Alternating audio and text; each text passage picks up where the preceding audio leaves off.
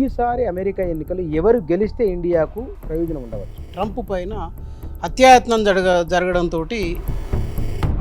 ఉషా చిలకలపూడి గారు వస్తే కేవలం మన భ్రమ మాత్రమే అని నేను అనుకుంటాను. ఎన్ఆర్ఐలపై ఏ ప్రభావం ఉంటుంది? గ్యారంటీ ఆటోమేటిక్ గ్రీన్ కార్డ్ ఇస్తానన్నాడు. ఆటోమేటిక్ గ్రీన్ కార్డ్ చాలా పెద్ద సెన్సేషను. మన కమలా హారిస్ వాళ్ళ ఉషా ఎటువైపు మొగ్గే అవకాశం? ట్రంపా బైడెనా? మన స్వతంత్రం మనకు ఉండాలి. డాలర్కు మనం బానిసగా ఎంతకాలం ఉండాలి? ఇంకా ట్రంప్కు చెవుకు బుల్లెట్ తగిలింది, సానుభూతి ఉండొచ్చు అక్కడ. అమితాశ్చర్యానికి గురి చేసేటువంటి విషయం ఏంటంటే ట్రంప్ ఒక్కరోజు కూడా ఆగకుండా మళ్ళీ ర్యాలీకి ప్రచారానికి నెక్స్ట్ డే బ్యాండేజ్ చెవుకు వేసుకొని వెళ్ళిపోవడం వెరీ ఇంట్రెస్టింగ్. ఇది కానీ అమెరికా ఎందుకు ప్రపంచ దేశాల ఆర్థిక వ్యవస్థలను శాసించగలుగుతున్నది? ఈ అభిప్రాయం ఎందుకు? అమెరికా పునాదులు వ్యాపారంలో ఉన్నాయి. వచ్చే 10-20 సంవత్సరాల్లో చాలా పెద్ద ఎత్తున అమెరికా ప్రపంచ ఆత్మ కాగలదు, అమెరికా ప్రపంచ దేశాల డెస్టినీ కాగలదు, చైనా కాలేదు అనే ఒక అభిప్రాయం ఉన్నది. ఎందుకు? ఇప్పుడైతే ఆయుధాలు ఎక్కువ ఉన్నాయో మీ దగ్గర ఖచ్చితంగా మిగతా దేశాలు మీకు భయపడి ఉండాల్సిందే. దాని ఆలోచనకు కూడా స్వస్తి ఒకరోజు పలకాల్సిన అవసరం ఉంది. నమస్తే. ఎన్నికల్లో మన ఊరికి సంబంధించిన ఎన్నిక సర్పంచ్ వార్డు మెంబర్ అయితే మనది కాబట్టి ఒక ఆసక్తి ఉంటుంది. మన రాష్ట్రం అయితే ఏ పార్టీ గెలుస్తూ ఉంటుంది, పక్క రాష్ట్రం అయితే ఏ నాయకుడు చూద్దామని ఉంటుంది. లోక్సభ ఎన్నికలు అయితే కనుక పలానా నాయకుడు ఈసారి ఎట్లా ఉంటారు ఒక రకమైన ఆసక్తి ఉంటుంది. కానీ అదే అమెరికా ఎన్నికలు అయితే ఆ ఎన్నికల్లో ఎవరు గెలుస్తారో మొత్తం ప్రపంచ ఆసక్తి. అది కారణం ఏమిటి? మన రూపాయిని, మన ఆర్థిక వ్యవస్థను, మనతో పాటు చాలా దేశాల ఆర్థిక వ్యవస్థలను ప్రభావితం చేస్తున్నది డాలరు. ఈ డాలరు ఎవరి హయాంలో బలపడుతుంది, ఏ పార్టీ అభ్యర్థి అమెరికా ప్రెసిడెంట్ అయితే నిలబడుతుంది, బలహీనపడుతుంది, ఇట్లాంటి చాలా రకాల అంశాలు ఉంటాయి. ఇప్పుడు త్వరలో జరగబోతున్న అమెరికా ఎన్నికలు ఎవరు గెలిస్తే మన దేశానికి మేలు, మన ఎన్ఆర్ఐలకు మేలు. ప్రపంచవ్యాప్తంగా ఉన్న వివిధ రకాల పరిశ్రమలు అమెరికాతో అనుసంధానమై ఉన్నాయి, ప్రపంచ ఆర్థిక వ్యవస్థలతో అనుసంధానమై ఉన్నాయి. వాటిపైన ఏ ప్రభావాలు ఎట్లా ఉంటాయో తెలుసుకుందాం. ఈ విషయాల గురించి మనకు చెప్పేందుకు ప్రపంచ రాజకీయ ఆర్థిక వ్యవహారాల నిపుణులు మన దగ్గర ఉన్నారు, మూర్తి గారు. వారితో మాట్లాడదాం. సార్ నమస్కారం. నమస్కారం సార్. అమెరికా అధ్యక్ష ఎన్నికలు నేను అమెరికా వాళ్ళతో కూడా మాట్లాడిన మన దేశంలో ఉన్న ఎన్నికల కంటే మరీ దారుణంగా తయారైనవి అని ఒక మాట అన్నారు. ఎంతైనా అమెరికానే కదా. ఈసారి అమెరికా ఎన్నికలు ఎవరు గెలిస్తే ఇండియాకు ప్రయోజనం ఉండవచ్చు? ఏ విధానం? ప్రపంచం అంతా కూడా చాలా ఆసక్తిగా ఎదురు చూస్తున్నటువంటి అంశం. ఈ పరిస్థితిలోనే అక్కడ పోటీ చేస్తున్నటువంటి మాజీ అమెరికా ప్రధాని మళ్ళీ పోటీ చేస్తున్నటువంటి ట్రంప్ పైన హత్యాయత్నం జరగడంతో మొన్న ఇంకా దీనిపైన ఉత్సుకత బాగా పెరిగిపోయింది. అయితే మామూలుగా మనమంతా కూడా అనుకుంటున్నట్టుగా అది ఏ బైడెన్ వస్తే లేకపోతే ట్రంప్ వస్తే ఖచ్చితంగా ఏదో ఒక మార్పు వస్తుందని ఆశించడంలో తప్పులేదు. కానీ అమెరికాకంటూ ఒక సిస్టమాటిక్ మేనేజ్మెంటు, ఒక వాళ్ళ పాలసీ వ్యవహారాలు ఒక దశలో నడిచేటువంటి ఒక పద్ధతిగా నడిచేటువంటి చూసుకోవటానికి వెనకాల ఒక వెన్నెముక లాంటి ఒక యంత్రాంగం ఎప్పుడు కూడా పనిచేస్తూ ఉంటుంది. ఈ యంత్రాంగానికి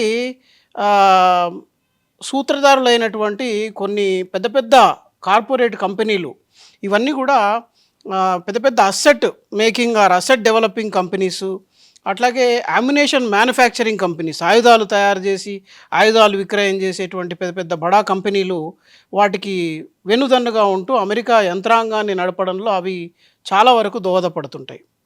అట్లాగే అమెరికాకు వేరే దేశాలతో ఉన్నటువంటి సంబంధాలు, బాంధవ్యాలు కూడా అమెరికా యొక్క ఎలక్షన్ రిజల్ట్ని కొంతవరకు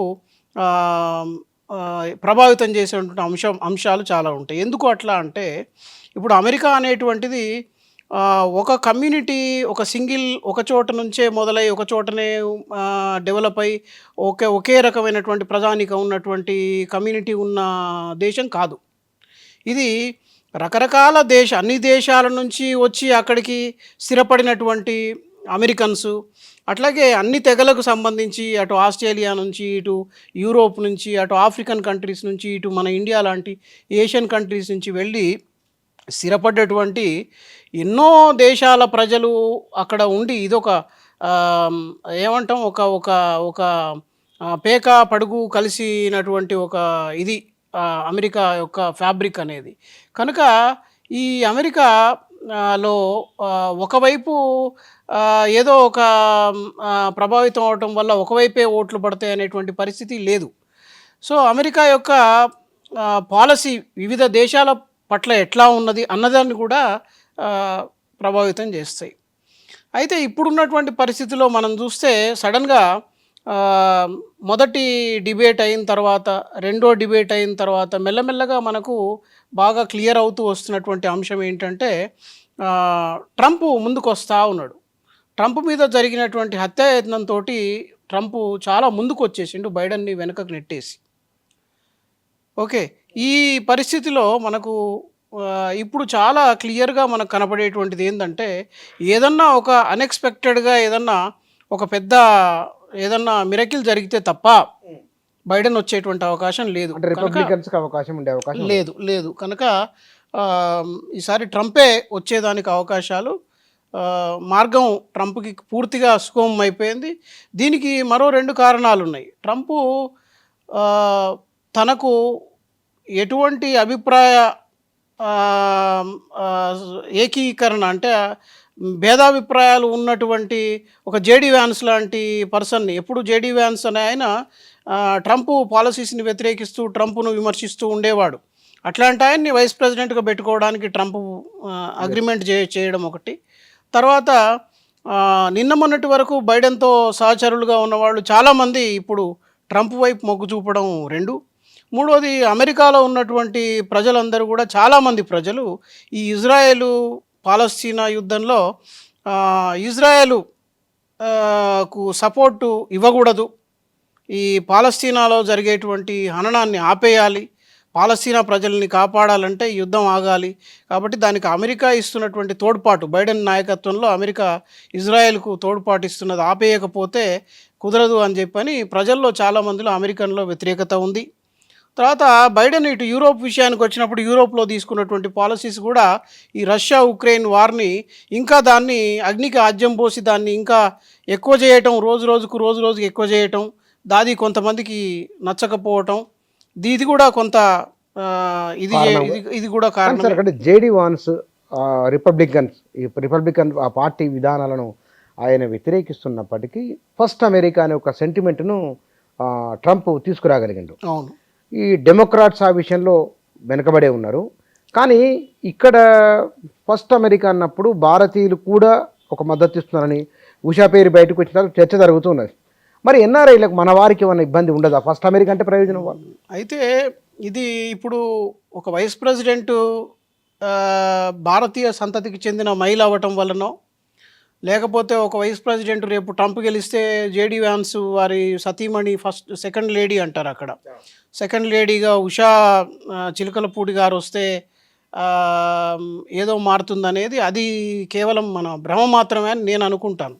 ఎందుకంటే ఒక అమెరికా లాంటి దేశం యొక్క పాలసీ కేవలం ఒక భారతీయ సంతతికి చెందిన ఒక మహిళ సెకండ్ లేడీగా ఉండటం వల్ల, లేకపోతే వైస్ ప్రెసిడెంట్గా ఉండటం వల్ల విధానం అనేది మార్పు రాదు. బ్రాడ్గా చెప్పాలంటే అమెరికా యొక్క ప్రయోజనాలే ముఖ్యం. అయితే ఇక్కడ ఇంకొక ఇంట్రెస్టింగ్ ఫ్యాక్ట్ ఉంది, which is taking a serious turn.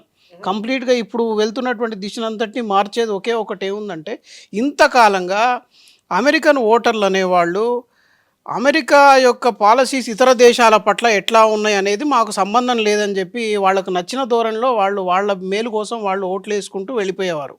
అది మొట్టమొదటిసారి అమెరికా చరిత్రలోనే ఈసారి అమెరికా యొక్క పాలసీ ఇతర దేశాల పట్ల ఎట్లా ఉంది అన్నది కూడా ఓటర్లు చూసి దాన్ని బట్టి కూడా వీళ్ళు ప్రభావితం అయ్యేటువంటిది మొట్టమొదటిసారి ఒక మార్పు చోటు చేసుకుంది అమెరికా రాజకీయాల్లో. అదే ఇప్పుడు నేను ఇంతకుముందు చెప్పినట్టుగా, ఒకటి పాలస్తీనా ఇజ్రాయెల్ విషయంలో ఈ ఇజ్రాయెల్కు అమెరికా సపోర్ట్ చేయటం నచ్చనటువంటి ప్రజలు కొంత భాగం అయితే, తర్వాత ఇప్పుడు ఇక్కడ అరబ్ సంబంధించిన అరబ్ సమాజం కూడా చాలా పెద్ద ఎత్తున అమెరికాలో ఇప్పుడు అరబ్ సమాజం కూడా ఉంది. అరబ్ సింపథైజర్స్ కానీ, అరబ్ సమాజం కానీ అమెరికాలో అమెరికన్ అరబ్స్ అంటారు వాళ్ళని. సో, అమెరికన్ అరబ్స్ కూడా చాలా తీవ్రంగా ఇది వ్యతిరేకత ఉంది బైడెన్ పట్ల. అట్లాగే యూరోపియన్స్ కూడా చాలా దేశాల వాళ్ళు యూరోపియన్స్ ఈ ఉక్రెయిన్ అమెరికా వార్ ఇంకా పెరుగుతుంది తప్ప తగ్గట్లేదు బైడెన్ ఉంటే. దీనికి ఇంకా ఇది పెంపొందించేలాగానే ఉంది. నాటోను ఇంకా రెచ్చగొట్టి ఇంకా ఇంకా అది యుద్ధాన్ని పెంపొందించేలాగా ఉంది అనేటువంటిది కొన్ని యూరోపియన్ కంట్రీస్ వాళ్ళు కూడా ఇది యుద్ధం ఆగితే బాగుంటుంది, ఎన్నో ప్రాణాలు కాపాడబడతాయి అనేటువంటిది మొట్టమొదటిసారి ఇది ఒకటి వచ్చింది. అయితే ఇది రాజకీయ ధోరణిలో. ఆర్థిక కోణం కూడా దీంట్లో ఉంది. ఇది చాలా చాలా ముఖ్యమైనది. ఆర్థిక కోణం ఎట్లా అంటే అమెరికా బైడెన్ నాయకత్వంలో రష్యా మీద కానీ ఇతర దేశాల మీద కానీ పెట్టిన ఆర్థిక ఆంక్షలు ఏవైతే ఉన్నాయో ఆ ఆంక్షలకు తట్టుకోలేక రష్యా లాంటి దేశాలు మూకుమ్మడిగా ఒకటై ఇప్పుడు ఈ బ్రిక్స్ కానీ ఇంకోటి కానీ సదస్సులు పెట్టుకొని వాళ్ళు ముందుకు వచ్చేసి ఈరోజు రష్యా తన వ్యాపారాన్ని రూబుల్ను డాలర్కు ఒక ఆల్టర్నేటివ్గా తీసుకొచ్చేటువంటి ప్రయత్నం ఎప్పుడైతే జరిగిందో ఆ డాలర్ మీద ఒక పెద్ద దెబ్బ పడింది ఇప్పుడు. కాబట్టి బైడెన్ నాయకత్వంలో అసలు ఇన్ఫ్లేషన్ పెరగడానికి కారణం ఇంటర్నలే కాదు, అవుట్ సైడ్ ఆర్ ఎక్స్టర్నల్ కారణాలు కూడా డాలర్ మీద దెబ్బ పడడానికి ఉంది. ఇంకోటి బైడెన్ వచ్చిన తర్వాత చాలామందికి తెలియదు ఏంటంటే ఇన్ఫ్లేషన్ రేటు గత 40 సంవత్సరాల అమెరికా చరిత్రలో ఎప్పుడూ లేనటువంటి ఇన్ఫ్లేషన్ ఇప్పుడు వచ్చింది. రీజన్ ఏమిటి? అది ఈ పాలసీస్, ఈ ఆర్థికమైనటువంటి పాలసీస్ కానీ ఆర్థికమైన పాలసీల్లో ముఖ్యంగా బైడెన్ ఆయిల్కు వ్యతిరేకి, ట్రంప్ ఏమో ఆయిల్కు సపోర్టర్. ఎందుకు అట్లా ఇద్దరు? అది వెరీ వెరీ ఇంట్రెస్టింగ్. ఇది ఎందుకు అంటే వాళ్ళకి పార్టిసాన్ రాజకీయాల్లో బైడెన్కి సపోర్ట్ చేసేటువంటి కార్పొరేట్ లాబీ అంతా కూడా ఈ బ్యాటరీలు తయారు చేసే లాబీ. It's very interesting. ట్రంప్కు సపోర్ట్ చేసే లాబీ అంతా ఆయిల్ తవ్వకాలు, ఆయిల్ ప్రొడ్యూసర్స్ లాబీ. కాబట్టి ఇక్కడ ఏమైందంటే బైడెన్ ఎంతసేపటికి ఆయిల్ అంతటిని పక్కన పెట్టి బైడెన్ వచ్చి రాగానే మీరు గమనిస్తే ఎలక్ట్రానిక్ వెహికల్స్ని బాగా ప్రమోట్ చేయాలి, ఎలక్ట్రానిక్ ఇంధనాన్ని మనం ప్రమోట్ చేయాలని చెప్పి బైడెన్ పూర్తిగా అటువైపు తీసుకుపోవటం వల్ల ఏమైంది ఈరోజు మనకు పరిస్థితి అంటే అన్ని దేశాల మీద బైడెన్ యొక్క ఈ డెసిషను అన్ని దేశాల ఆర్థిక వ్యవస్థల మీద దెబ్బపడింది. అది ఎట్లా అంటే ఎప్పుడైతే ఆయిల్ ప్రొడక్షన్ తగ్గిందో ఆయిల్ ప్రైజు ప్రపంచ వాణిజ్యంలో పెరిగిపోయింది.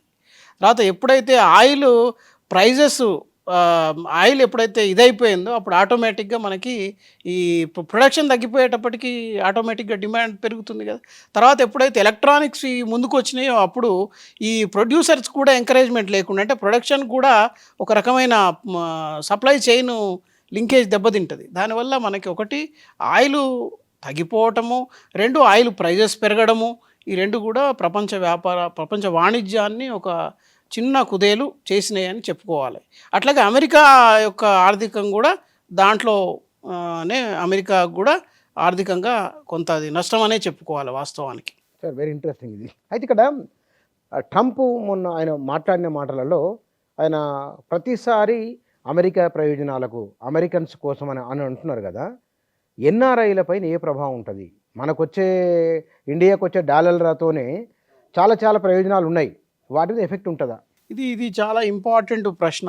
ఇది ఇక్కడ మనకు అన్ని దేశాలకు ఎటువంటి బెనిఫిట్ ఉంది ట్రంప్ రావటం వల్ల లేకపోతే బైడెన్ ఉండటం వల్ల అనేది ఒకటైతే, రెండు ఎన్ఆర్ఐలకి ఏ రకమైనటువంటి ఇది అంటే ఒకటి ఇంత క్రితం ట్రంప్ వచ్చినప్పుడు ఏం చేసిండు, ట్రంప్ తన యొక్క టెన్యూర్లో అంటే H1B వీసాల మీద ఒక వేటు వేసిండు.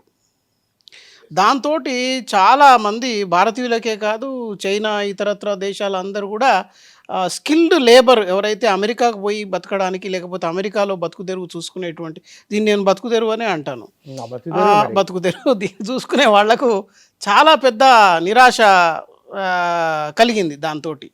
అయితే ఈసారి ట్రంప్ ముందుకొచ్చి ఈసారి మొన్న డిబేట్లో చేసినటువంటి ప్రామిస్ ఏంటంటే వెరీ ఇంట్రెస్టింగ్లీ అతను కంప్లీట్ బ్లాంకెట్ స్టేట్మెంట్ ఇచ్చేసిండు. ఏమనంటే ఎవరైనా ఫారినర్సు అమెరికన్ యూనివర్సిటీస్లో గ్రాడ్యుయేట్ అయిన వాళ్ళకందరికీ నేను గ్యారంటీ ఆటోమేటిక్ గ్రీన్ కార్డ్ ఇస్తానన్నాడు, ఆటోమేటిక్ గ్రీన్ కార్డ్ ఇచ్చేస్తానన్నాడు. సో ఇది చాలా పెద్ద sensation. This is turn around decision అనమాట. దీంతో బహుశా చాలా పెద్ద ఎత్తున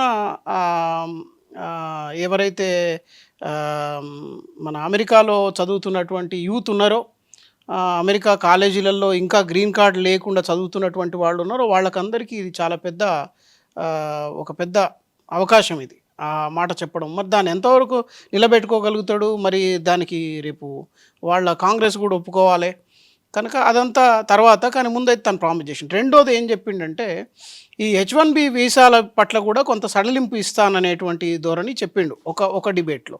తర్వాత మళ్ళీ ఆ తర్వాత ఒక పాడ్కాస్ట్లో చెప్తూ ఏమన్నాడంటే ఈ అన్‌స్కిల్డ్ స్కిల్డ్ లేబరు వచ్చి ఎక్కువ వచ్చినందువల్ల భారతదేశం, చైనా లాంటి దేశాల నుంచి స్కిల్డ్ లేబర్ ఎక్కువ వచ్చినందువల్ల మన దగ్గర ఉద్యోగాలు, మన అమెరికన్స్ ఉద్యోగాలు తగ్గిపోతున్నాయి.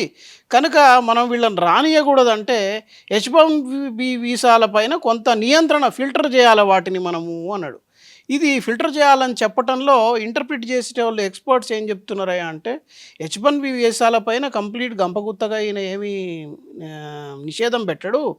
కాకపోతే అక్కడ 2 రకాలైనటువంటి మైగ్రెంట్ లేబర్ ఉన్నారు అమెరికాలో, ఇండియా, చైనా లాంటి కంట్రీస్ నుంచి వచ్చేవాళ్ళు. ఒక రకం లీగల్ మైగ్రెంట్స్, వీళ్ళకు స్కిల్ ఉంది.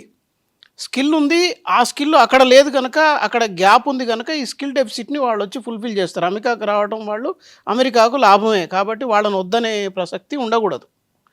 రెండోది అన్‌స్కిల్డ్ లేబరు ఉంది. ఈ అన్‌స్కిల్డ్ లేబర్ కూడా కొన్ని ఇతరత్ర మార్గాల ద్వారా వచ్చేటువంటి అవకాశం ఉంది. కాబట్టి అన్‌స్కిల్డ్ లేబర్ని ఆపేటువంటి అవకాశం ఒకటి ఉంది. రెండోది ఇల్లీగల్ మైగ్రెంట్స్ ఉన్నారు. సో ఇల్లీగల్ మైగ్రెంట్స్ని కూడా ఆపేసేటువంటి పరిస్థితి ఒకటి ఉంటుంది అని.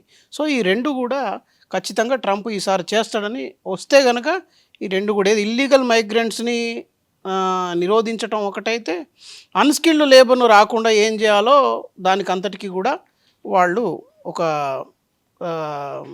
కట్టుబడి ఉంటాడని అనిపిస్తుంది.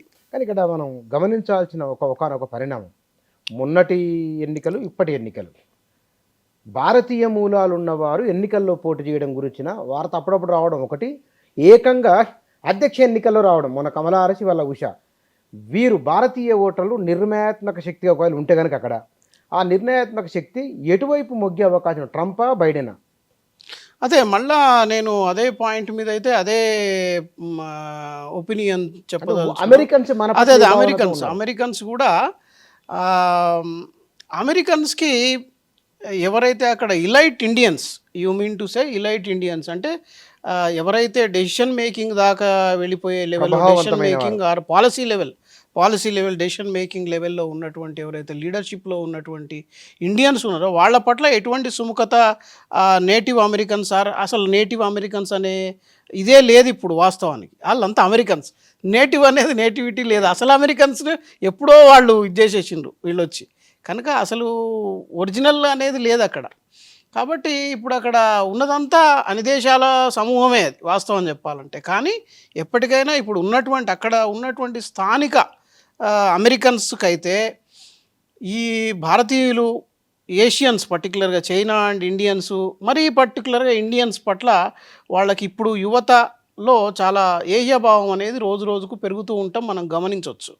ఏది రోడ్ల మీద వాళ్లకు పోతూ హిట్ అండ్ రన్ గుద్దేసి వెళ్ళిపోవటము, ఎవరైనా ఒంటరిగా కనపడితే పొడి చేసి వెళ్ళటం మన విద్యార్థుల్ని, తర్వాత ఎక్కడన్నా కనపడితే వాళ్ళని ఏదన్నా బుల్లీయింగ్ చేసి ఇబ్బంది పెట్టడము, ఇట్లాంటివి, లేకపోతే తీవ్రంగా కొట్టి పడేసి వెళ్ళటం రోడ్డు పైన, ఇట్లాంటివి బాగా ఈ మధ్యకాలంలో చూస్తున్నాం. ఇది మనకు చాలా జరుగుతున్నాయి.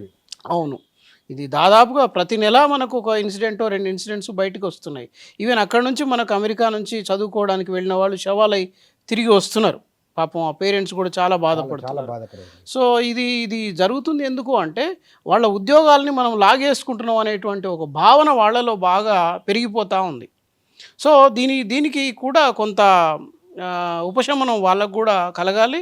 దానికంటే ఉద్యోగాలు లాక్కోవడం ఇది కాదు అని అక్కడ కూడా ఒక ఫెయిర్ అండ్ జస్టిఫైడ్ ట్రాన్స్పరెంట్ ఒక మెథడ్ ఒకటి ఉండి, ఇది మెరిటోరియల్ సిస్టము, మెరిట్ బేస్డే కనుక ఒకరినొకరు లాక్కోవడం అనేది ఇది ఏం కాదు అనేటువంటి ఒక సిగ్నల్ ప్రజలందరికీ అక్కడ ఇచ్చేటువంటి ఒక పద్ధతి ఏదన్నా అక్కడ ఉంటే బాగుంటుంది ఒకటి. రెండోది ఏంటంటే ఈ అమెరికన్ గవర్నమెంట్ కూడా ఒక సిస్టమ్ ఏదన్నా ఒకటి అంటే ఇప్పుడు కెనడాలో ఉంది అట్లాంటి సిస్టమ్. అట్లా ఏదన్నా ఒక సిస్టము మైగ్రెంట్స్‌కి ఒక సెక్యూరిటీ, ఒక పద్ధతి వాళ్ళని మనం ఆదుకుంటే అది మన ఎకానమీకే దోహదపడుతుందనేటువంటి ఒక సిగ్నల్ ఇచ్చేటువంటి ఒక వ్యవస్థను వాళ్ళు గనక డెవలప్ చేయగలిగితే, ఇప్పుడు కెనడాలో చాలా మంచి సిస్టమ్ అది.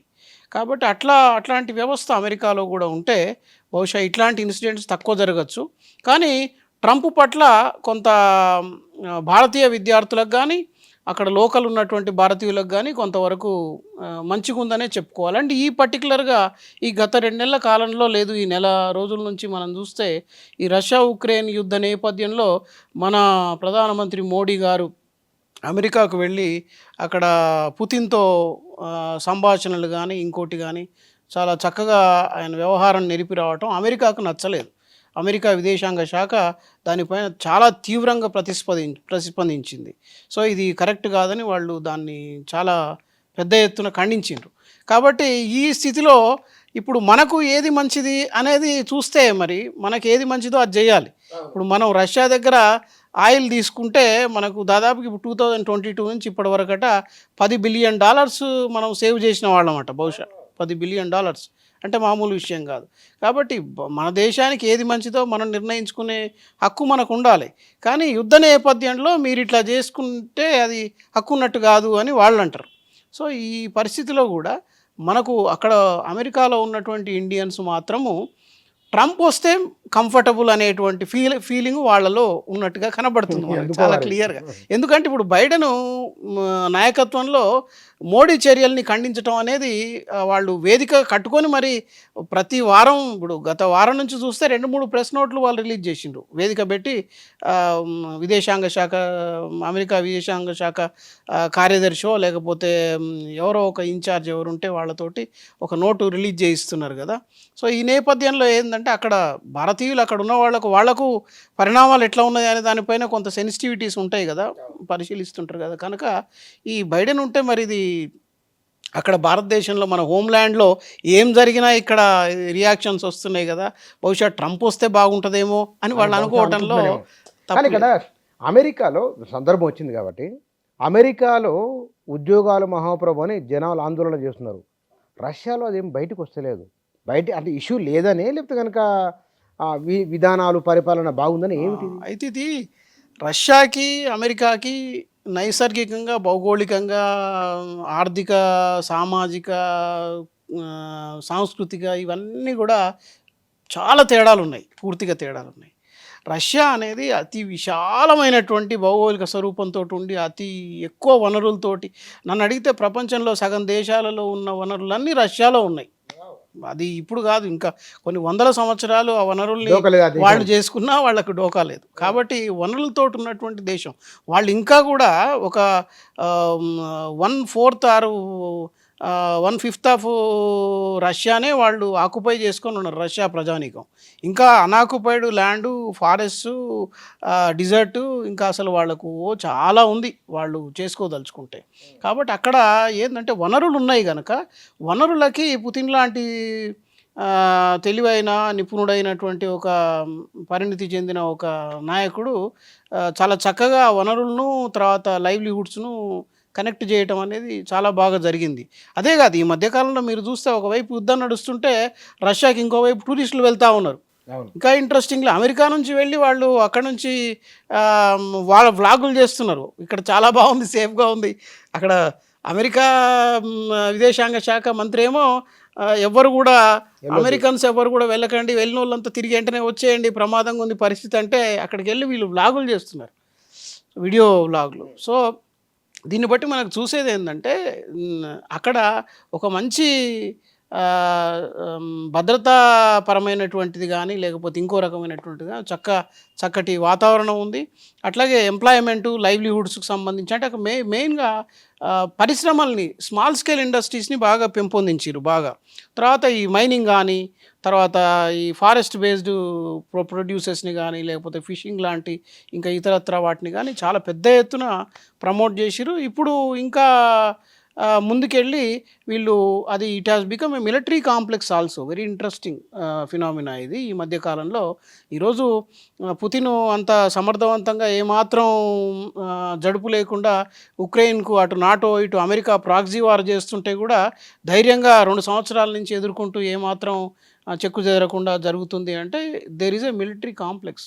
కంటిన్యూస్ 24/7 అక్కడ వాళ్ళు ఆయుధాలు తయారు చేస్తూనే ఉన్నారు, యుద్ధ విమానాలు తయారవుతున్నాయి, ట్యాంకులు తయారవుతున్నాయి. సో ఇది కూడా ఇండస్ట్రియల్ హబ్ అవ్వడం కూడా ఒక కారణం. అంటే just not weapons but also all kinds.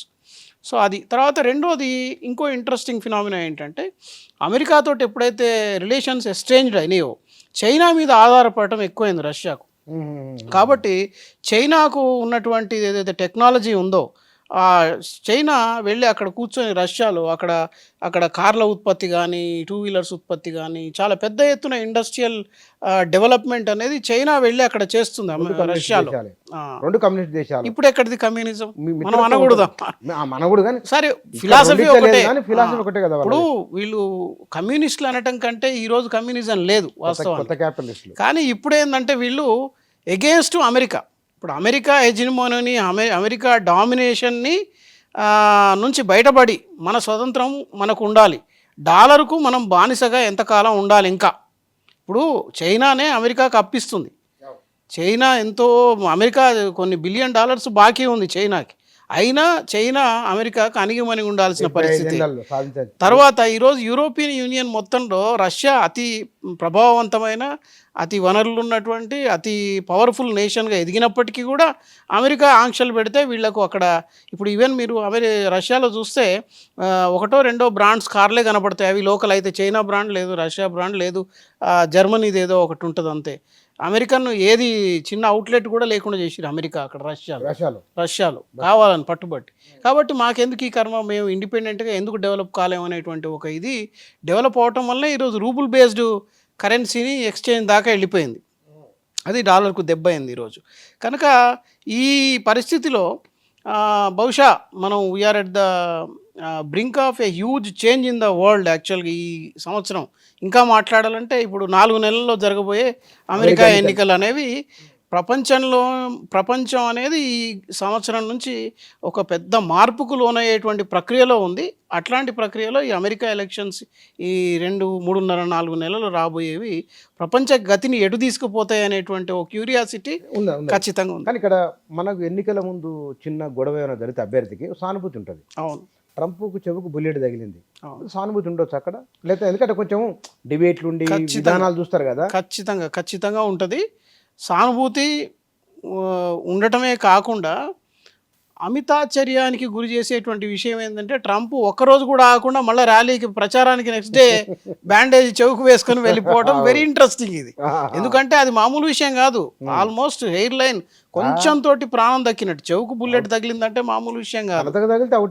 కొంచెం ఒక 1/2 ఇంచు తోటి బతికిపోయినట్టు కదా, ఫ్యూ పాయింట్స్ తోటి. కనుక అది ఈరోజు మనకు చూస్తే ఇప్పుడు అమెరికాకు బైడెన్ నాయకత్వాన్ని సమర్థిస్తూ అమెరికాకు వెన్నుదన్నుగా ఉన్నటువంటి బ్లాక్ రాక్ అనే కంపెనీకి ఇప్పుడు ఈ ట్రంప్ షూటర్ ఎవరైతే ఉన్నారో థామస్ క్రూక్ అనే అబ్బాయి, అతనికి సంబంధం ఉంది. అతను బ్లాక్ రాక్ కంపెనీ ఒక అడ్వర్టైజ్మెంట్లో తనని తోటి యాక్ట్ చేయించిండ్రు ఒకప్పుడు. సో బ్లాక్ రాక్ సంస్థకి దీనికి ఏదో సంబంధం ఉంది అని చెప్పి ఈరోజు రావటం, బ్లాక్ రాక్ సంస్థ దాన్ని ఒప్పుకొని నిజమే అతను మా యాడ్లో ఒకప్పుడు నటించిన మాట వాస్తవం, మేము దాన్ని తీసేస్తున్నాం అని చెప్పి అనటం. ఇదంతా చూస్తే ఏంటంటే ఇది ఖచ్చితంగా ఎక్కడో కుట్ర ఉంది, ఎక్కడో కుట్ర కోణం లేకుండా ఇది ఊరికే ఆటోమేటిక్గా జరిగి ఉండదు అని ఒకటి. రెండోది ఇతనితో పాటు ఇప్పుడు ఈ ఒక గన్మ్యాన్ను కాల్చిండ్రు ఈ థామస్ క్రూక్ అనే అబ్బాయిని.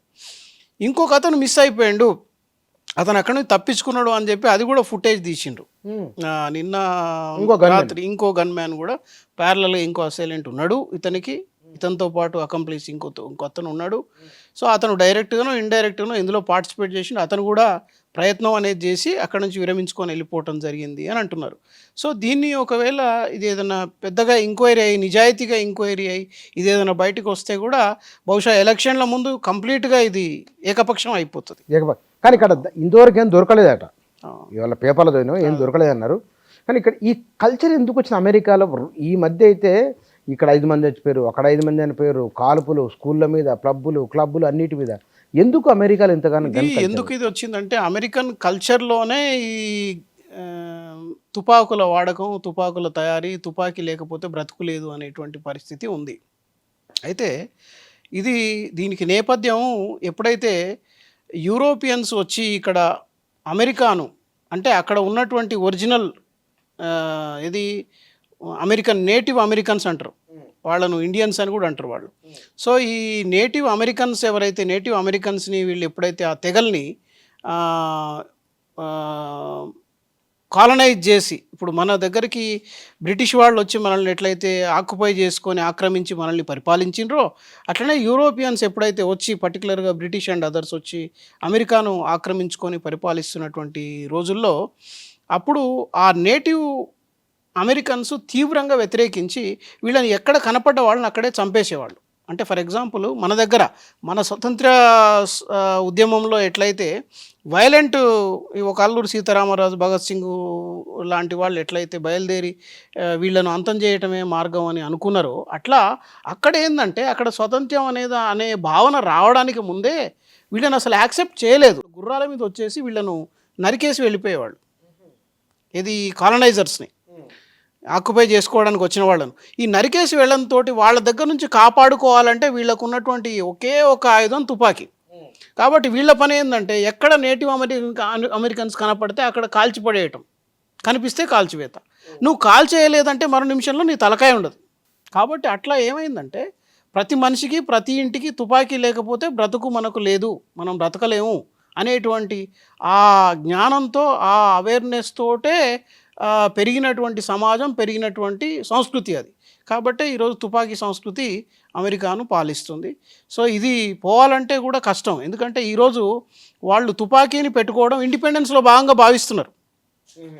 తుపాకీని కలిగి ఉండటం అనేది స్వాతంత్ర్యాన్ని కలిగి ఉండటంలో భాగంగా భావిస్తున్నారు. మనం బట్టలు వేసుకోవటం, మనకు స్వాతంత్ర్యం ఎట్లయితే అనుకుంటున్నామో, మాట్లాడే హక్కు ఉందని మనం ఎట్లా అనుకుంటున్నామో, వాళ్ళు తుపాకీని కలిగి ఉండటం కూడా హక్కు అనేటువంటి భావించేటువంటి కమ్యూనిటీ అది. ఎందుకు తుపాకీ అంటే మా ప్రాణాల రక్షణ కోసం అనేటువంటి, ప్రాణం కంటే ఇంకెక్కువ ఇంపార్టెంట్ ఏది కాదు కదా. చాలా అద్భుతమైన పోలీసులు ఇట్లా ఫోన్ చేయగానే 1 minute పోలీసులు వస్తారు. కానీ ఏం లాభం, ఈ లోపల వాడు 20-30 మందిని కాల్చి పారేస్తారు ఆటోమేటిక్ పిస్టల్ తీసుకొని. ఎందుకు అదే మరి అదే ఆ కల్చర్. ఇప్పుడు నువ్వు తుపాకీ 100 మంది దగ్గర ఉన్నప్పుడు అందులో ఒక పిచ్చివాడు ఉంటే చాలు, ఆ 100 మంది చచ్చిపోతారు కదా. కాబట్టి ఆ గన్ కల్చర్లో మార్పు రావాల్సినటువంటి అవసరం ఉంది. బహుశా ఈరోజు నిన్న బైడెన్ చెప్పిండు, అన్ని తుపాకులు కాకపోయినా ట్రంప్ మీద హత్యా ప్రయత్నం జరిగినటువంటి తుపాకీలను మాత్రం మేము నిషేధిస్తామని చెప్పాను. సో ఇది భలే ఇంట్రెస్టింగ్ ఉంది. కాబట్టి బహుశా ట్రంప్ వస్తే మరి ఈ తుపాకీ కల్చర్ వల్ల ఈరోజు నా చెవి పోయింది, రేపు ప్రాణం పోద్దేమన్న భయానికన్నా కనీసం ఆ తుపాకీ కల్చర్లో ఏదన్నా కొత్త యాక్ట్ తీసుకురావటం. ఆల్రెడీ ఒక చిన్న యాక్ట్ ఉంది, దాన్ని స్ట్రెంథెన్ చేసి తుపాకులు గన్ పొసెసింగ్ కూడా లైసెన్సింగ్ సిస్టమేటిక్గా వాటిని రెగ్యులేట్ చేయటం కానీ ఇది కానీ ఒక యాక్ట్ ఉంది దానికి వాళ్ళ అమెరికాలో. సో దాన్ని ఏదైనా స్ట్రెంథెన్ చేసి అంటే ఇంత ఏజ్ కంటే ఎక్కువ గన్స్ అమ్మకూడదు, చిన్నపిల్లలకు గన్స్ అమ్మకూడదు, లేకపోతే వాళ్ళకు ఫిట్నెస్ లేకుండా వాళ్ళు గన్ పొసెస్ చేయకూడదు, మెంటల్ ఫిట్నెస్ కానీ ఇంకోటి కానీ, ఇట్లా కొన్ని ఉన్నాయి రూల్స్. తర్వాత ఒక కెపాసిటీ కంటే ఎక్కువ యుద్ధాల్లో వాడేటువంటి వెపన్స్ను ఇంట్లో పెట్టుకోకూడదు, పర్సనల్ ప్రొటెక్షన్కి ఇట్లాంటివే పెట్టుకోవాలని కొన్ని పారామీటర్స్ ఉన్నాయి దానికి యాక్ట్లో. సో బహుశా దాన్ని ఏదైనా స్ట్రెంథెన్ చేసి వీళ్ళు మొత్తానికి గన్ కల్చర్ని కనీసం ఈ రాబోయే ట్రంప్ టైంలోనో లేకపోతే ఎవరుంటే వాళ్ళ టైంలో దాన్ని చేయగలిగితే America becomes more safer society, safer country అని భావించవచ్చు. కానీ అమెరికా ఎందుకు ప్రపంచ దేశాల ఆర్థిక వ్యవస్థలను శాసించగలుగుతున్నది? ఈ అభిప్రాయం ఎందుకుంది? ఇది ఎందుకు వచ్చిందంటే అమెరికా పునాదులు వ్యాపారంలో ఉన్నాయి. అమెరికా పునాదులు వ్యాపారంతో ముడిపడడం ఇప్పుడు కాదు, అమెరికా అసలు అభివృద్ధి చెందిందే వ్యాపారంతో. కనుక వ్యాపారం అంటే మరోటి కాదు, ఏది 2 రూపాయలకు తెచ్చి 4 రూపాయలకు అమ్మటమే కదా వ్యాపారంలో బేసిక్ ఇది. కాబట్టి వీళ్ళు ఏంటంటే ఎక్కడెక్కడ టాలెంట్ ఉంటే అక్కడెక్కడ నుంచి, ఇప్పుడే కాదు మొదటి ప్రపంచ యుద్ధం, రెండో ప్రపంచ యుద్ధ కాలం నుంచి కూడా మీరు మొత్తం హిస్టరీ తీసుకుంటే ఎక్కడ ఒక మంచి సైంటిస్ట్ ఉంటే జర్మనీలో, అక్కడ ఫ్రాన్స్లో, లేకపోతే ఇంకెక్కడ ఉంటే అక్కడ వాళ్ళని పట్టుకొచ్చి ఒక కాంప్లెక్స్ తయారు చేసి దానికి ఒక మార్కెట్ తయారు చేసి మార్కెటింగ్ టెక్నాలజీ మార్కెటింగ్ ప్రిన్సిపల్స్ అవి డెవలప్ అయింది కూడా అమెరికాలోనే మీరు చూస్తే. కాబట్టి అసలు ఫిలాసఫీయే బిజినెస్, ఫిలాసఫీయే మేనేజ్మెంట్ అమెరికాకి. కాబట్టి అమెరికా ఈరోజు ఆర్థికంగా ముందు ముందు ముందు ఉండడానికి ప్రధానమైనటువంటి కారణం వ్యాపారం. వాళ్ళ యొక్క వ్యాపారం, వాణిజ్యంలో వాళ్ళకున్న అక్కడ ఉన్నటువంటి మెలకువలు, వాణిజ్యాన్ని వ్యాపారాన్ని ప్రమోట్ చేసేటువంటి వాటికి ఫ్రెండ్లీగా ఉండేటువంటి గవర్నమెంట్ పాలసీస్ కూడా అది మనం మరీ ముఖ్యంగా చెప్పుకోవాలి. ఇప్పుడు మనలాంటి దేశంలో వాణిజ్యం వ్యాపారం చేయటం ఈ మధ్యకాలంలో మన దగ్గర ఏంటంటే అయితేనేమో పూర్తిగా crony kind of capitalism promote చేయటం, లేకపోతేనేమో పూర్తిగా అసలు రిస్ట్రిక్షన్స్ పెట్టి ఎవరైనా ఒక మంచి ఎంటర్ప్రెన్యూర్ ఉంటే ఎంటర్ప్రైజ్ను మనం చేస్తాం మన పాలసీస్ వల్ల. సో లేదు, మన బ్యూరోక్రసీ కానీ రెడ్ టేపిజం కానీ ఇవన్నీ కూడా మన దగ్గర వ్యాపారం పెంపొందించడానికి వీటికి అడ్డంకులై కూర్చున్నాయి, ఎక్స్పోర్ట్కి వాటికి. కానీ అక్కడ అమెరికాలో ఎక్స్పోర్ట్స్కి ఎక్కువ ప్రాధాన్యత ఇవ్వటం, తర్వాత అక్కడ ఏం అవసరమో దాన్ని ఇంపోర్ట్ చేయటం వితౌట్ ఎనీ డిలే, నిమిషాల మీద అయ్యేటట్టుగా వాళ్ళు సడలించడం వాళ్ళ పాలసీలు. అక్కడ ఏదైనా ఒక మ్యానుఫ్యాక్చరింగ్ హబ్ ఏదన్నా, అందుకే కదా ఈరోజు అక్కడ ఉన్న ఎంటర్ప్రెన్యూర్స్ ఒక ఐఫోన్ కానీ ఒక ఎన్విడియా కానీ ఒక పెద్ద పెద్ద అన్నీ కూడా కంపెనీస్, ఒక ఫోర్డ్ కానీ ఇంకోటి కానీ డెవలప్ కావడానికి కారణం అక్కడ ఉన్నటువంటి పాలసీస్, ప్రభుత్వ పాలసీస్ కారణం కొంతవరకు. రెండవది మరీ ముఖ్యమైనది వాళ్ళ యొక్క సేమ్ అదే గన్ కల్చర్. గన్ కల్చర్ అంటే ఇప్పుడు ఎక్కడెక్కడ కాన్ఫ్లిక్ట్స్ జరిగినా, ఎక్కడెక్కడ యుద్ధాలు జరిగినా, లేకపోతే లేని యుద్ధాలకి లేని కాన్ఫ్లిక్ట్స్కి వీళ్ళు ముందు దాన్ని ప్రమోట్ చేయటము. అక్కడ ఇప్పుడు ఒక సిరియా కావచ్చు, లేకపోతే ఇంకొక అక్కడ ఆఫ్రికన్ కంట్రీస్లో జరిగింది కావచ్చు, లేకపోతే అంతకుముందు యుగోస్లావియాలో ఎక్కడ ఏ మూలలో ఎక్కడ ఏ కాన్ఫ్లిక్ట్ ఉన్నా అక్కడికి అమెరికాలో తయారైనటువంటి ఆయుధాలు, లేకపోతే అక్కడ మందుగుండు సామాగ్రి సరఫరా అవ్వడం, దాంతో లాభాలు రావటం. తర్వాత ఎప్పుడైతే ఆయుధాలు ఎక్కువ ఉన్నాయో మీ దగ్గర ఖచ్చితంగా మిగతా దేశాలు మీకు భయపడి ఉండాల్సిందే. కాబట్టి ఆయుధాలని దేశాలకు అమ్మటం ఒక పద్ధతి, ఆయుధాలని ఏజెన్సీస్కి అమ్మటం ఒక పద్ధతి, ఆయుధాలని ఓపెన్ మార్కెట్లో పెట్టి ఇతర ఏజెన్సీస్ ద్వారా అవుట్సోర్సింగ్ చేయటం, ఇట్లా రకరకాల పద్ధతుల్లో ఆయుధాల విపణి కూడా అమెరికాకు చాలా పెద్ద ఎత్తున లాభిస్తున్నటువంటి విషయం.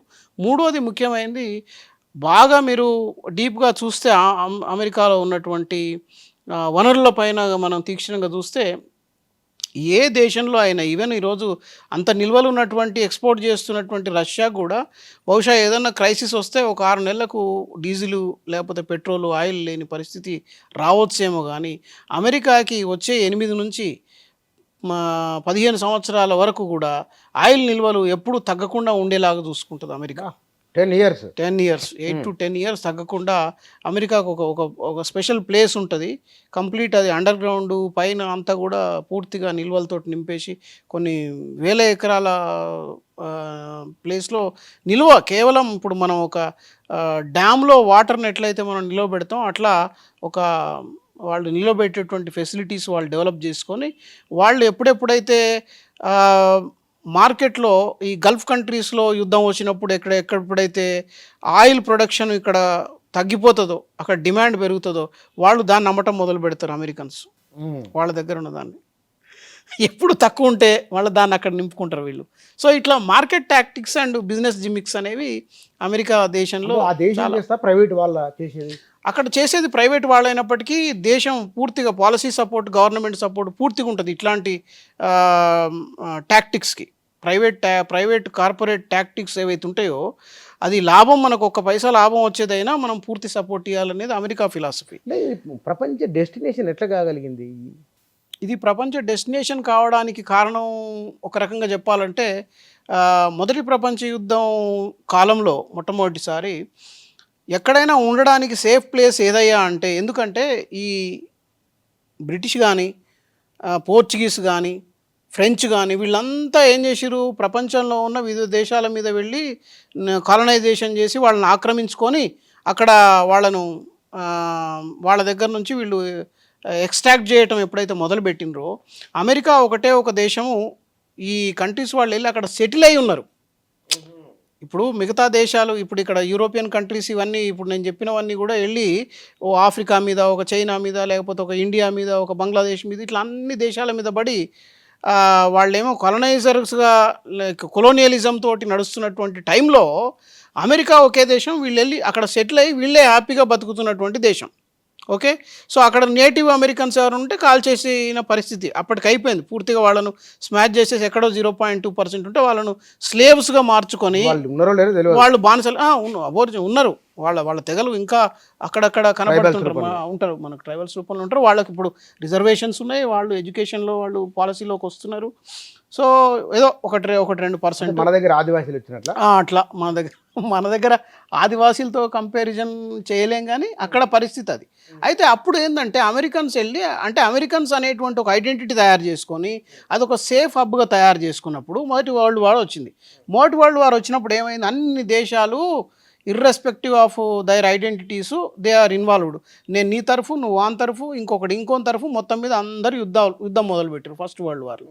ఈ ఫస్ట్ వరల్డ్ వార్లో ఒక దేశం ఏదన్నా అక్కడ వినాశనానికి గురవుతుందంటే ఆ ప్రజలు వెళ్ళి తలదాచుకోవాలి. ఒక వ్యాపారస్తుడు, లేకపోతే ఒక పెద్ద మేధావి, లేకపోతే ఒక పెద్ద ధనవంతుడు వెళ్ళి తలదాచుకోవాలి. ఇప్పుడు నేను నా కుటుంబాన్ని నేను కాపాడుకోవాలి ప్రాణాలతోటి.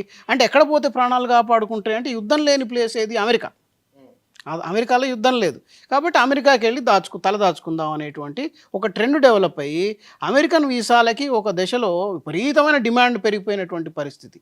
ఇక సెకండ్ వరల్డ్ వార్ వచ్చేటప్పటికి, సెకండ్ వరల్డ్ వార్లో కూడా మీరు గమనిస్తే అమెరికా యుద్ధం అయిపోయేదానికి కొద్దిగా ముందర యుద్ధంలోకి దిగింది. యుద్ధం అంతకుముందు చాలా ఏళ్ళ నుంచి మొదలైంది, అమెరికా వచ్చిన కొన్నాళ్ళలోనే యుద్ధం ముగిసింది, రెండో ప్రపంచ యుద్ధం. అప్పుడు కూడా రెండో ప్రపంచ యుద్ధం మొదలైన మొదటి 2 ఫేజులు 3 ఫేజులలో కూడా అన్ని దేశాల వాళ్ళు బతకాలి, ప్రాణాలతో ఉండాలి, మన ఇంటి మీద బాంబు పడే పరిస్థితి ఉంది, మన ఊరిపైన లేదు మన సిటీ పైన బాంబు పడే పరిస్థితి ఉంది అనుకుంటే మనకు సేఫ్ హబ్ ప్రాణాలు కాపాడుకోవడానికి అమెరికా ఒకటే. కాబట్టి America became safest destination during both first world war, second world war and after math. ఆ తర్వాత కూడా ఏ కాన్ఫ్లిక్ట్ వచ్చినా అమెరికాకు పోతే సేఫ్ అనేటువంటి ఒక ధ్యాస ఒకటి బిల్డప్ అయింది. దాంతో కమ్యూనికేషన్ అదే దాంతోపాటు టెక్నాలజీ, దాంతోపాటు management, main business management acumen అనేది అమెరికాకు మెయిన్. దానికి టెక్నాలజీ సెకండ్ వరల్డ్ వార్ తర్వాత టెక్నాలజీ జోడైంది.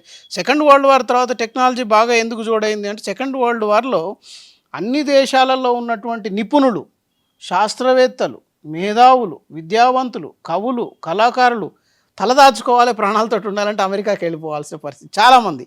సో అట్లా ఏమైంది అంటే మేధో వలసలు అమెరికాకు చేరుకున్నారు, మేధో వలస వల్ల. అట్లా అమెరికా ఏమైంది అంటే it became just not a business hub for business acumen but also for the technological innovations.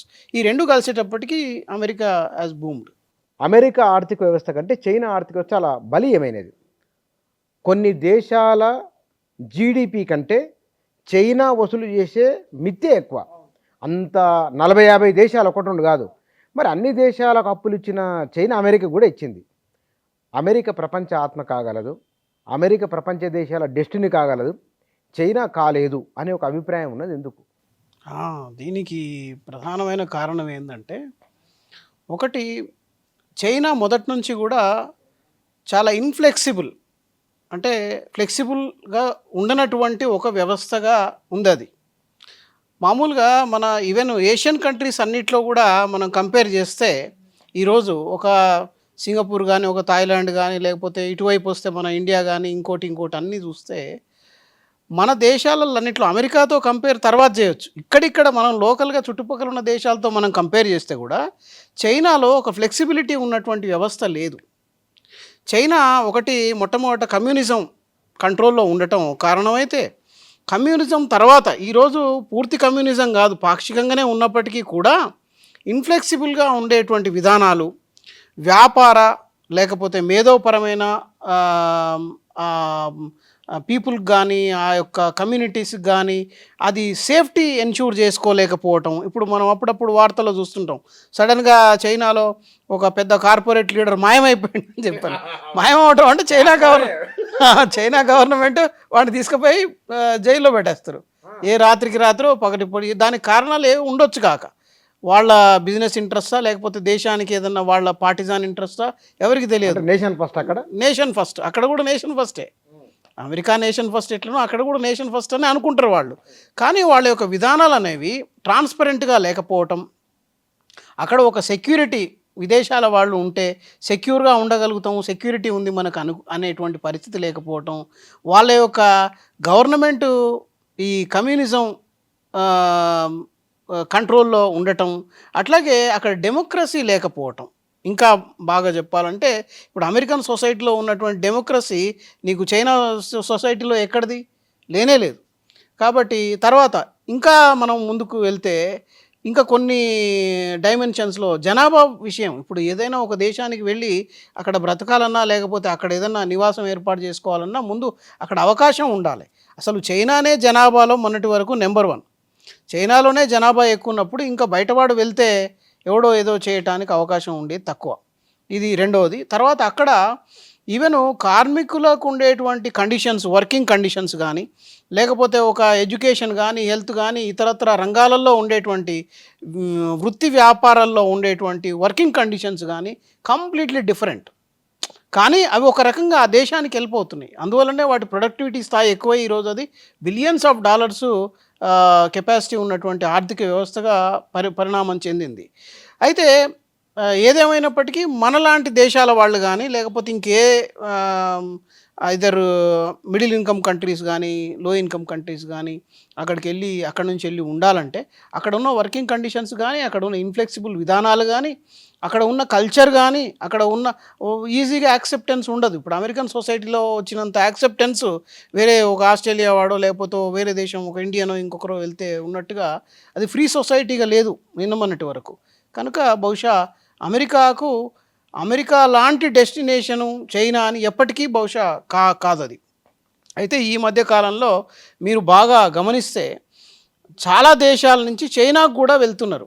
అది సాఫ్ట్వేర్ రంగం వచ్చిన దగ్గర నుంచి, అట్లాగే సాఫ్ట్వేర్ రిలేటెడ్ హార్డ్వేర్ కానీ ఇంకా ఇంకా ఇంకా వేరే వేరే ఏవైతే రంగాల్లో అభివృద్ధి చెందిందో ఇప్పుడు ఈ మధ్య కాలంలో they have opened their doors and they are making their policies little more flexible and they are also trying to ensure security of the foreigners and all. So అది వాళ్ళు మెల్లమెల్లగా వాళ్ళు కూడా ఈ మధ్యకాలంలో చేస్తున్నారు. మన ఇండియన్స్ కానీ మిగతా దేశాల వాళ్ళు కానీ వెళ్తూ ఉంటున్నారు. బహుశా అది ఇంకా వచ్చే 1-2 తెలియదు మనకు, వచ్చే 1-2 దశాబ్దాలలో, ఎందుకంటే చరిత్రను దిద్దుకోవటం వల్లనే ఏదైనా ఒక దేశం ముందుకెళ్తుంది. చరిత్రను మార్చుకోవటం, వాళ్ళను సరిదిద్దుకోవటం వల్లనే ఏ దేశమైనా ముందుకెళ్తుంది. వాళ్ళు చేసిన తప్పులే దిద్దుకోకపోతే చైనా ఇంత ముందుకు ఎందుకు వెళ్ళింది ఈ రోజుకి? ఎల్లుండదు కదా. సో ఆర్థికంగా వాళ్ళు they have leapfrogged, no doubt. కానీ మిగతా విషయాల్లో కూడా వాళ్ళు మారుతున్నారు ఈ మధ్యకాలంలో. బహుశా వచ్చే ఒక 2 డెకేడ్స్లో బహుశా అది ఈరోజు మీరు చెంగుడు మిగతా పట్టణాలు కనుక ఎట్లయితే పరిణామం చెందినయో చూస్తే మీరు ఆశ్చర్యపోతారు. ఈరోజు China society, China culture, China infrastructure అన్నిటికంటే ముఖ్యంగా అసలు చాలా విపరీతమైనటువంటి విప్లవాత్మకమైనటువంటి మార్పులకు లోనైంది ఈ గత 10 సంవత్సరాలను చూస్తే, గత 10-15 సంవత్సరాలుగా. కాబట్టి బహుశా వాళ్ళు కూడా చాలా పురోగమిస్తున్నారు. కోట్ల ఇల్లు కట్టి చాలా పెద్ద ఎత్తున, చాలా అటు పర్యావరణానికి దోహదం చేసే పాలసీసే కాకుండా ఇటు ప్రజారోగ్యానికి దోహదం చేసే పాలసీసు, అట్లాగే మిగతా దేశాల వాళ్ళు వస్తే వాళ్లకు క్రియేట్ చేసే అమ్యూనిటీసు, అన్ని విషయాల్లో హోలిస్టిక్గా వాళ్ళు ఇది చేస్తున్నారు. చైనాలో కొంత ఎడారి ఉంటుంది, ఆ ఎడారిని కూడా సస్యశ్యామలం చేసేటువంటి ప్రాజెక్టులు టేకప్ చేస్తున్నారు. చాలా మామూలు విషయం కాదు. కాబట్టి బహుశా నేను అనుకోవటం వచ్చే 10-20 సంవత్సరాల్లో చాలా పెద్ద ఎత్తున మార్పులు వస్తాయి చైనాలో కూడా, వాళ్ళ పాలసీలో కూడా. ఎందుకంటే they are correcting their mistakes మెల్లమెల్లగా, but it is taking time. బహుశా అది కాదని నేను అనుకోను. ఆర్థికంగా పవర్ఫుల్గా కాగానే అన్నీ కావాలని కాదు కదా. బహుశా రాజకీయ వ్యవస్థ ఎప్పుడైతే ఒక పెద్ద మార్పుకు లోనవుతుందో అప్పుడు బహుశా అమెరికా లాంటి సొసైటీగా చైనా కూడా మారే అవకాశం ఉంది. చాలా వండర్ఫుల్ ఆన్సర్ సార్. ఇక్కడ నరేంద్ర మోదీ ప్రధానమంత్రి అయిన తర్వాత ఈ 10 ఏళ్ళు ఇప్పుడు చూసినప్పుడు చైనాతో, రష్యాతో, అమెరికాతో అంటే ఎట్లా ఉంది ఆయన విధానం, అంతర్జాతీయ విధానం? ఆయన ఇప్పటి వరకు అయితే చాలా యాప్ట్గా మన దేశానికి ఏం కావాలో he is also putting country first, no doubt. Country first, no doubt. కాకపోతే కొన్ని విషయాలు లైక్ ఇప్పుడు అక్కడ మోడీ గారికి ఉన్నటువంటి డైలమా నాకు అనిపిస్తుంది ఏంటంటే, ఒకటి తనకు అంటూ ఒక పార్టీకి సంబంధించినటువంటి ఒక ఫిలాసఫీ ఒకటి ఉంది. ఏది తనకు సంబంధించిన తన ఉంటది కదా, రాజకీయ పార్టీ విధానం రాజకీయ వాళ్ళకు. పార్టీకి సంబంధించిన ఫిలాసఫీ ఒకటి ఉంది. సో బహుశా ఆ ఒక్కటే కొంచెం కాంపౌండ్ వాల్ లాగా ఆయన మన ఇండియాకు కావాల్సినటువంటి యాప్ట్ ఎజెండా, మనం ఏది కరెక్ట్ ఎజెండా ఏది తీసుకుంటే ఇంకా భారతదేశం ఇంకా ముందుకు పోతుందో దానికి బహుశా ఒక్క అడ్డంకి కేవలం ఆ పార్టీకి సంబంధించినటువంటి తన వాల్యూ సిస్టమ్ను గట్టిగా పట్టుకొని కూర్చోవటం బహుశా. For example in case of Palestine and Israel ఈరోజు ముక్త కంఠంతో అటు యూరోపియన్ ప్రజలు కానీ, ఇటు అమెరికన్ సొసైటీ కానీ, అటు మిగతా ఏషియన్ కంట్రీస్ వాళ్ళు కానీ ఇది కరెక్ట్ కాదు, ఈ జనహననం అవుతుంది ఇక్కడ, ఇది అన్యాయం అంటుంటే మనం నోరు తెరవకపోవటం అనేది అది భావ్యమైనటువంటి ఆయన కూడా అప్పటికే యుద్ధం ఆపండి మీరు యుద్ధం ఆపండి అంటున్నారు. నెహ్రూ విధానాన్ని మోదీ కూడా కొంచెం ముందుకు అది తీసుకెళ్ళారు. మన పాలసీని ముందుకు తీసుకుపోవటం కరెక్టే. అది నాన్ అలైన్మెంట్ కూడా తను అంటే నెహ్రూ అనటం వారికి నచ్చకపోయినప్పటికీ కూడా బహుశా అది అదే follow అయ్యిండ్రు. మొదలైంది. అది మంచి పద్ధతి. మన భారతదేశానికి, మనం ఉన్న లొకేషన్కి, మనకున్నటువంటి పరిస్థితులకు, ఆర్థిక సామాజిక పరిస్థితులకు, మనకున్నటువంటి నైబర్స్ ఎట్లాంటి నైబర్స్ ఉన్న దాన్ని బట్టి మనకు ఉండాల్సిన పద్ధతే మనకు అలీన విధానం ఏదైతే ఉందో చాలా మంచిది నాన్ అలైన్ సిస్టమ్ అనేది. దాన్ని ఆయన చాలా సక్రమంగా ముందుకు తీసుకుపోతున్నాడు, అందులో నో డౌట్. దానికి తోడు ఈ మన జయశంకర్ గారి చాణక్యం కూడా కొంతవరకు ఆలోచన కూడా బాగానే ఉంది. దాంతోపాటు వాళ్ళు టైం టు టైము ఏదైతే మేధావుల్ని కొంత ఇన్పుట్స్ తీసుకోవటం కానీ, ముందుకెళ్ళటం కానీ అది బాగుంది. ఇప్పుడు తను రష్యాతో డీల్ చేస్తున్నది భారతదేశానికి మంచిదే. ఎట్ ద సేమ్ టైం మన విధానాలు ఎప్పుడు కూడా అమెరికాకు వ్యతిరేకమని మనం చెప్పలేదు. అమెరికాకు కూడా సమానమైన దూరంలో ఉండడానికి మనం ప్రయత్నం జరుగుతుంది. కాబట్టి మోడీ గారు విదేశాంగ విధానంలో సఫలీకృతులైనని చెప్పాలి, నో డౌట్. ఇంటర్వ్యూ ప్రారంభంలో ఒక మాట అన్నారు, నరేంద్ర మోదీ రష్యాతో ఉండడం వలన మనకు కొంత మిగిలిందని.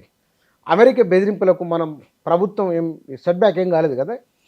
కాలేదంటే బహుశా ట్రంప్ అయితే ఎట్లుంటుంది, ట్రంప్ అయితే ఎట్లుంటుందంటే, ట్రంప్ మొన్న పాడ్కాస్ట్లో ఒక మాట చెప్పాడు, మనం ఇండియాతో రిలేషన్స్ బాగా పెట్టుకోవాలి, ఎందుకంటే మనకు పాకిస్తాన్ వల్ల జరిగిన నష్టం ఎక్కువ, పాకిస్తాన్ వల్ల నష్టం ఎక్కువ జరిగింది, ఇంకా రాబోయే కాలంలో కూడా నష్టం జరిగే అవకాశం ఉంది. మరి ఏ సందర్భంలో తెలియదు కానీ పాడ్కాస్ట్లో మనం చాలా క్లియర్గా చెప్పిండు జస్ట్ 2-3 వీక్స్ ఎగో. సో కాబట్టి పాకిస్తాన్ను మనం if we have to keep at a bay without intervening, so మనము భారతదేశం లాంటి దేశంతో సంబంధాలను పటిష్టపరచుకోవడం అనేది చాలా ముఖ్యమని చెప్పిండు. సో అట్లా చెప్పినప్పటికీ కూడా ఒక్కసారి అమెరికా సింహాసనం మీద ఒకరు కూర్చున్నారు అంటే ఖచ్చితంగా అమెరికన్ విధానాలే పాటిస్తారు వాళ్ళు, నో డౌట్. అవి ఖచ్చితంగా ఎంతో కొంత కన్నింగ్ నేచర్తో ఉంటాయి. ఎందుకంటే వాళ్లకు కావాల్సిందల్లా ప్రయోజనమే కావాలి, కాబట్టి వాళ్ళ ప్రయోజనాలకు ఆశించే చేస్తారు. కనుక అది మనం ఖచ్చితంగా చెప్పలేము. రేపు ట్రంప్ వచ్చినంత మాత్రాన మనకు రిలేషన్ చాలా బాగుంటాయా అని అయితే చెప్పలేము. కానీ ఒకటి మనకు ఇప్పుడు అక్కడ ఇండియన్ భారతీయ సంతతి ప్రజలు ఎక్కువ ఉండటం, మన ఓటర్లు యొక్క శాతం ఎక్కువ ఉండటం అనేది చాలా చాలా ఇంపార్టెంట్ రీజన్ అయింది మన దేశం పట్ల మంచిగా ఉండటానికి. అంటే ఇక్కడ మనకు అమెరికా ఎన్నికలు ఎవరు గెలిచినా సరే మనకు వచ్చే నష్టం అయితే ఏముండదు. ఉండకపోవచ్చు. ఓకే, ఉండకపోవచ్చు.